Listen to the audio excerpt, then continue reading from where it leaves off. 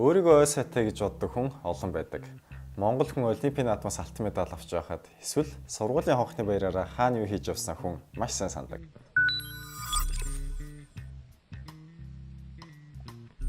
Гэвч бидний ойс намж хэр найдвартай байна. Үнэхээр өнгөрсөн тохиолдсон зүйлс биднийг хэн болохыг шийдэн ой санамжийн ачаар бид өдөр бүр сурч мэдэн.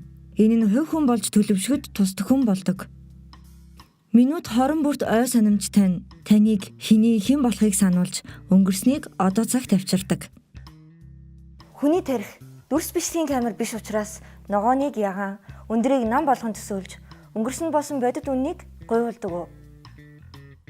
Элизабет Лофтус, Джон Полмер нарын эрдэмтэд хүмүүс ой санамжиндаа хэрхэн хууртаж болдгийг судалж, мөн гэрчийн ой санамж, гэрчийн мэдүүлэг дээр судалгаа хийсэн нь шүүн таслах ажиллагаа, байцаалт, тайлбар авах журамд ихээхэн өөрчлөлтийг авчирсан билээ.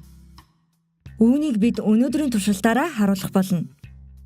Бид танд одоо нэгэн машины ослын бичлэг үзүүлэх бөгөөд танд ослын талаар эвгүй дурсамж бий бол үзэхгүй байхыг зөвлөж байна.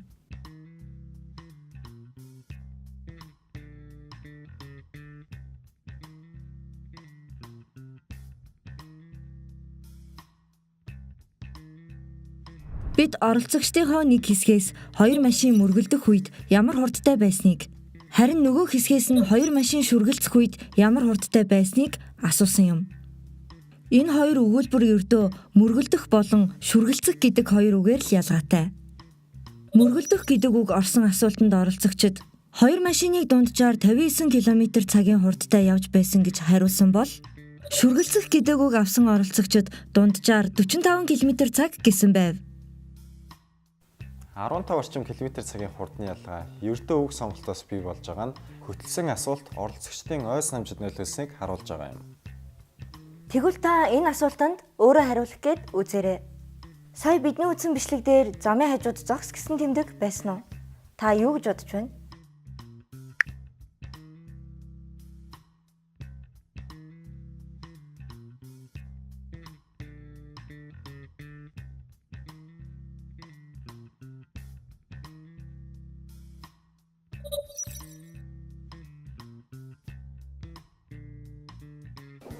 Зогс гэдэг тэмдэг замын хажууд байсан. Байсан. Замын хажууд зогс гэдэг тэмдэглээ байсан. Байхгүйсэн.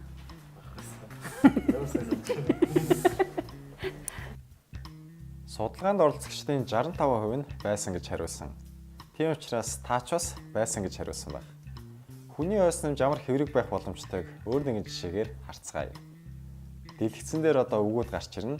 Та аль болох олныг цээжлэхийг хичээгээрэй.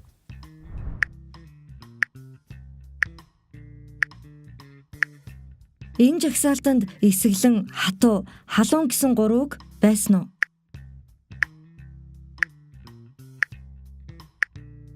Хатуу, халуун гэсэн үгнүүд байсан бөгөөд эсэглэн гэдэг үг байгаагүй юм. Зурган дээрх үгнүүд эсэглэн гэдэг үгтэй ойролцоо утгатай байсан учраас оролцогчдын 64% нь байсан гэж хариулсан байна. Энэ нь мөн л төсөөлөн бодох чадвар ой санамжинд нөлөөлж буй жишээ юм. Хүн юу харсандаа бат итгэлтэй байж болох ч хүний ой санамжид маш олон зүйлс хөндлөнгөөс нөлөөлөх боломжтойг бид хүн өнөөдөр харлаа.